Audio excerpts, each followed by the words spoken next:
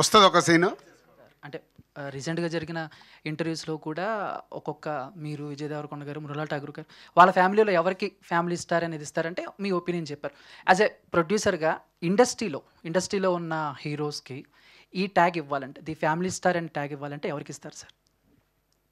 ఇప్పుడైతే మొన్న చిరంజీవి గారు చెప్పిన తర్వాత నో డౌట్ ఇప్పుడు మనం చిరంజీవి గారి హిస్టరీ చూస్తే ఒక మామూలుగా చెన్నై వెళ్ళి యాక్టింగ్ నేర్చుకొని క్యారెక్టర్లు చేస్తూ విలన్గా చేస్తూ హీరో అయ్యి సుప్రీం హీరో అయ్యి మెగాస్టార్ అయ్యి ఒక బిగ్ జర్నీ, మెగాస్టార్ ద్వారా ఒక పవర్ స్టార్ వచ్చి పవర్ స్టార్ తర్వాత ఒక సైల్ స్టార్ వచ్చి ఇప్పుడు mega mega power star, power star వచ్చి అలాగే వరుణ్ తేజ్ సుప్రీం హీరో ఇట్లా సాయిధరమ్ తేజ్. అండ్ వైష్ణవి వైష్ణవ్ తేజ్, సాయిధరమ్ తేజ్.